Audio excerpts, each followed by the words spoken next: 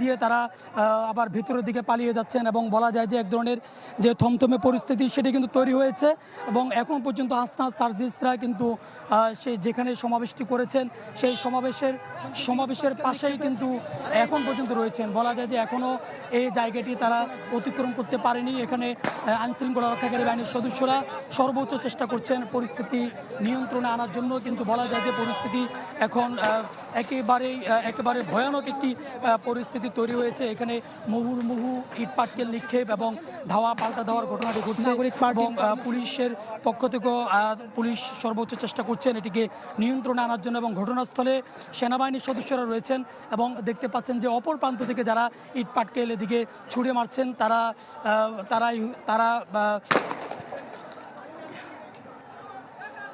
এই গায়ে লাগবে এবং দেখতে পাচ্ছেন যে রাস্তার অপর সাইড থেকেই ইট পাটকেল নিক্ষেপ করছে।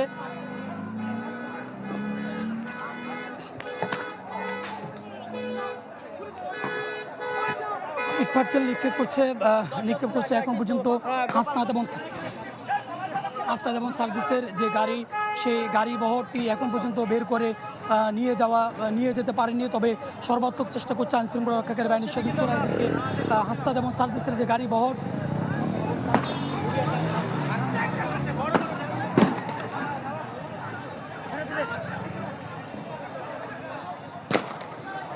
এবং এখানে উপর্যুপরি বৃষ্টির মতো পাথর নিক্ষেপ করছে, ইট পাটকেল নিক্ষেপ করছে। বলা যায় যে আইনশৃঙ্খলা রক্ষাকারী বাহিনীর সদস্যরা কিন্তু অনেকটা ব্যাগ পেতে যাচ্ছে এটি নিয়ন্ত্রণে আনতে। দফায় দফায় হামলার ঘটনা কিন্তু এখানে ঘটছে।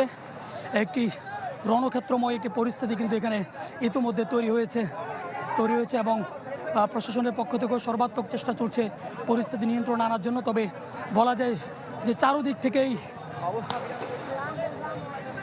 থেকেই তারা এটিকে ঘেরাও করে রেখেছে এবং সব দিক থেকেই মূলত ইট পাটকেল নিক্ষেপের যে ঘটনা সেটি ঘটছে, যার কারণে এটি বলা যায় যে এক ধরনের যে রণক্ষেত্র পরিণত হওয়া সেটি কিন্তু তৈরি হয়েছে এবং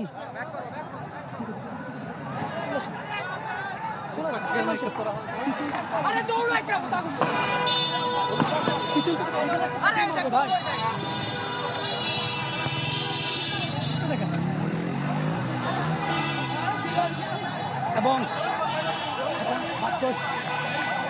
বাধ্য এনসিপির যে গাড়ি বহর রয়েছে সেটি এখন অন্যদিকে ঘুরে সেটি